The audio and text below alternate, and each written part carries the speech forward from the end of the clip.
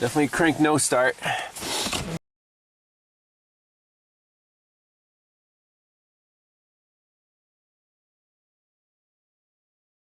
Hey everyone, welcome back to Pine Hollow Auto Diagnostics.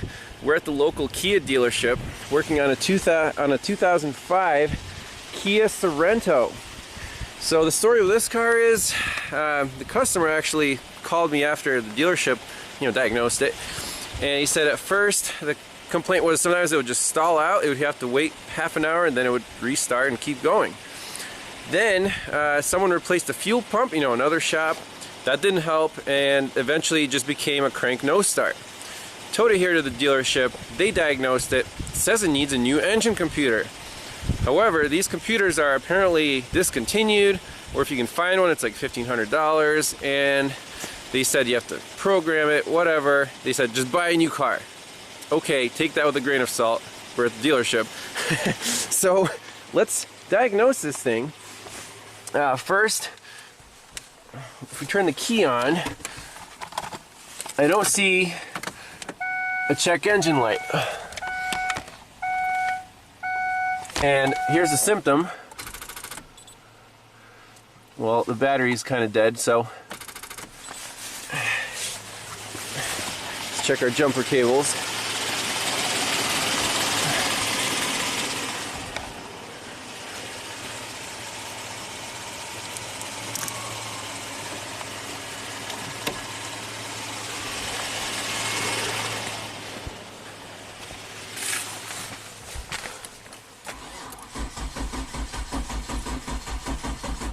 Definitely crank no start. And the check engine light is supposed to be on the left side over there. So okay, we are suspecting something's wrong with the engine computer. If we plug in a scanner, let's try to talk to it, see which modules are available or online.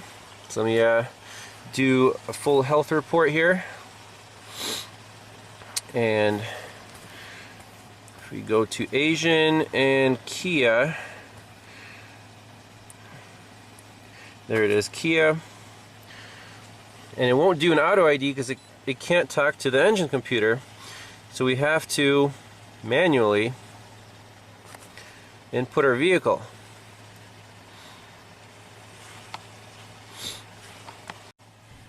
So if you automatically search,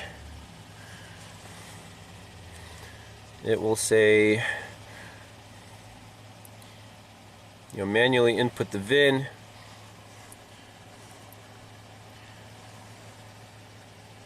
There you go. So we can just go in, manually select USA.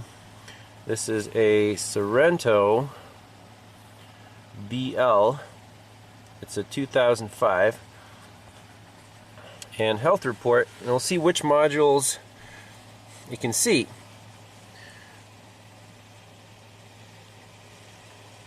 So you see ECM, did not see. Okay, so in the health report we can only talk to the TCM and the airbags.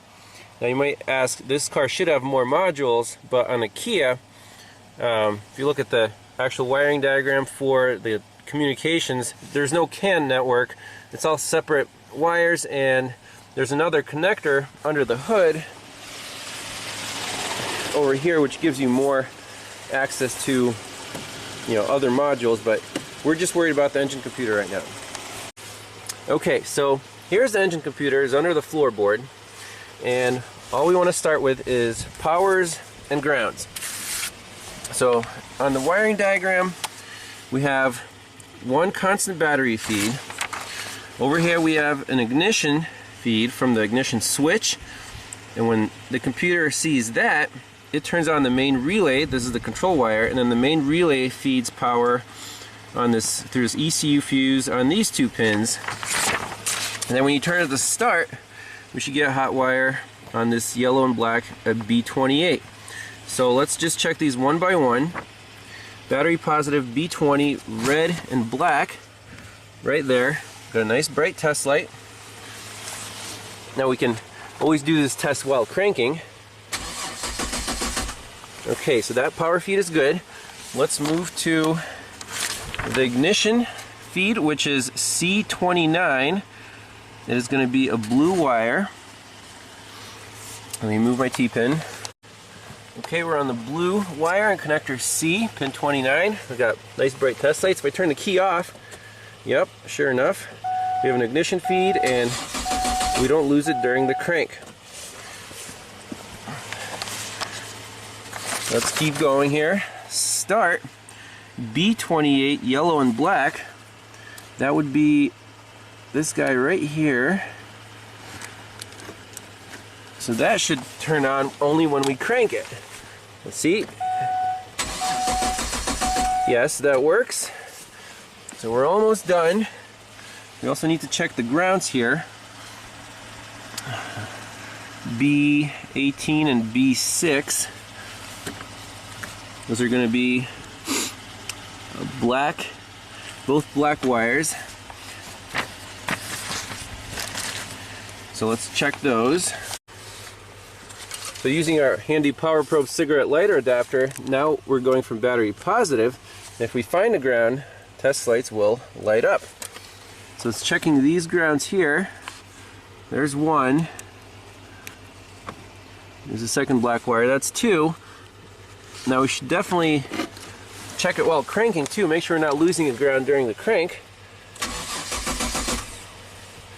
Well, wasn't that interesting?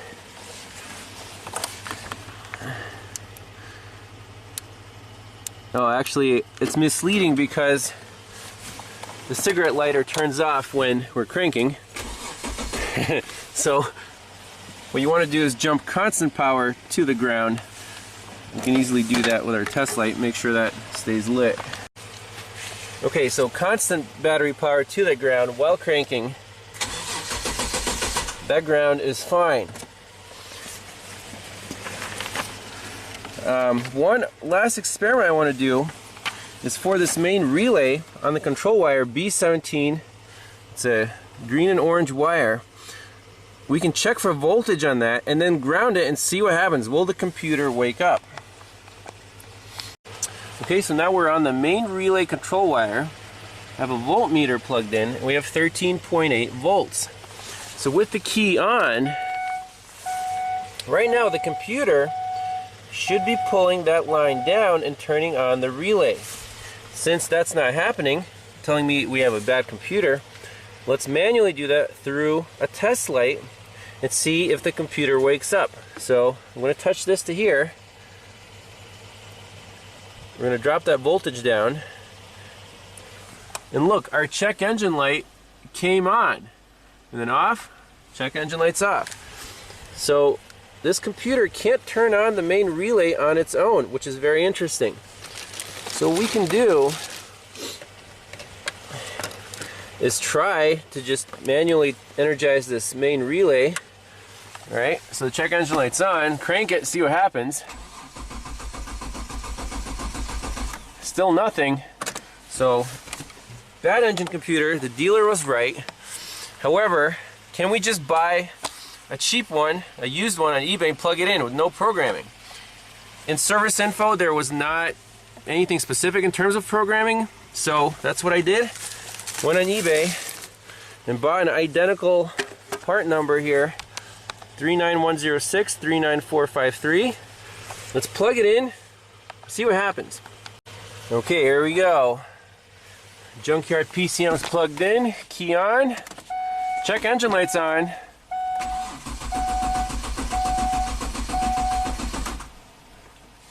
Okay, so let's see if we can talk to it. It's still a crank no start.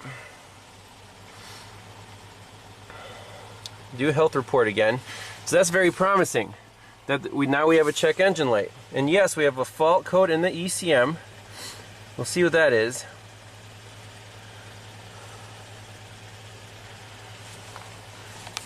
So for sure, this computer is junk. So the diagnosis was spot on. The question now is, can we make this thing run with the replacement computer? So the only code in the ECM is P0181 fuel temp sensor A circuit range performance. Okay, we'll save that. Not exactly sure what that's all about. Now again, they replaced the fuel pump apparently. I don't know if they left it unplugged or what they're doing here. I think there's an access cover behind the seat.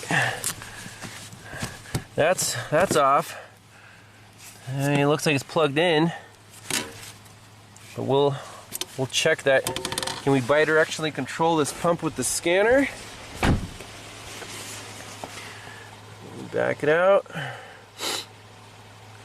Go right into our engine. Actuation test. Fuel pump. Start.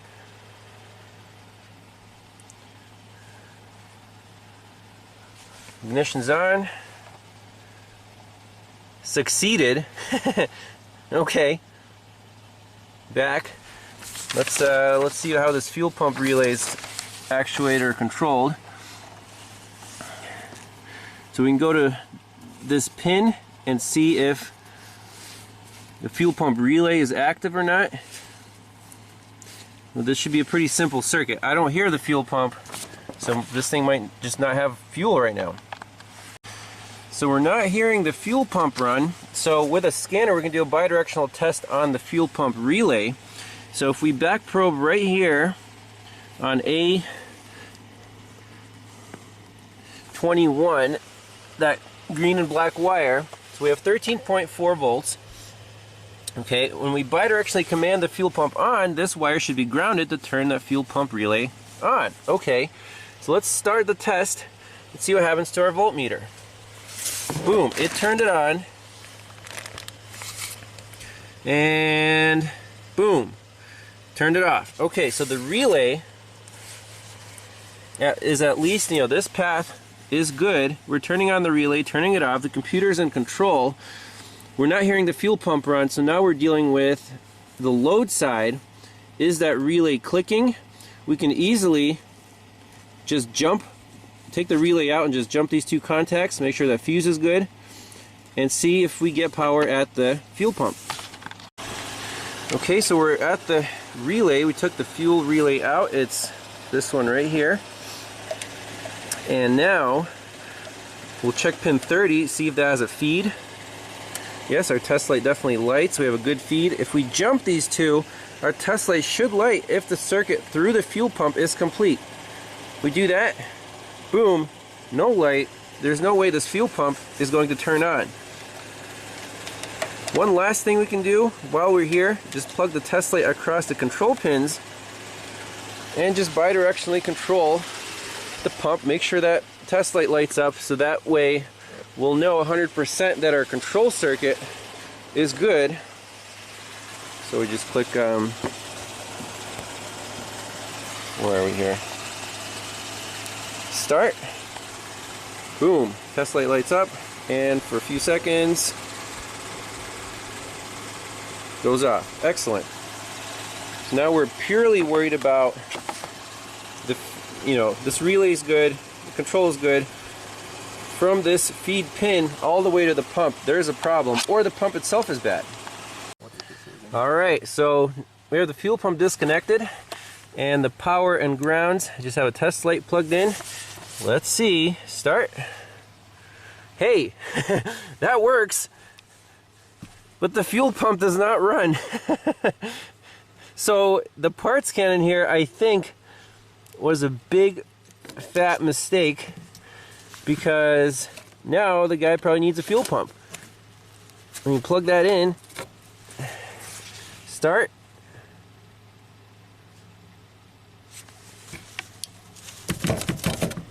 There's no action, so we can try to take it out and see what's going on there. Maybe it's a bad connection. Alright, we got the fuel pump out. My brother's holding it up for demo purposes. So here's the connector, right? And we have two sets of 3 wires here. You can see for some reason the insulation's a little messed up. So this one was plugged in to the further 3 pins, and this one was plugged into the closer 3 pins. So the lower 3 were these skinny ones, and the upper 3 were the fat power wires, the blue and the black, that go to the pump itself. So those top 2. However, on our connector, If it plugs in like this, the top two are not where the power wires are. It's the bottom two. So bottom right instead of top left. How about that? And we had a code for that fuel temperature sensor. So what are the chances that someone was messing around in here and plugged these two connectors, which are identical, in the wrong slots? So I think this one should be plugged in right here. Boom, slides right in, very nice. And then this one should be plugged in right there. So now let's pop this thing in, and I think this car should start. All right, here we go, bi-directional control, stand back, start. Yeah, there it is. It's running. And if we go back and clear the codes, I'm pretty sure that fuel temperature sensor will also be okay. Read fault code. Fuel temp sensor A performance. Okay, 181. Let's clear that one out. Okay.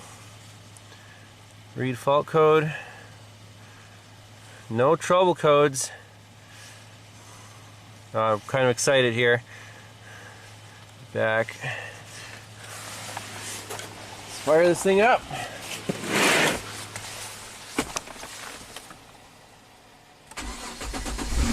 Woohoo! Victory.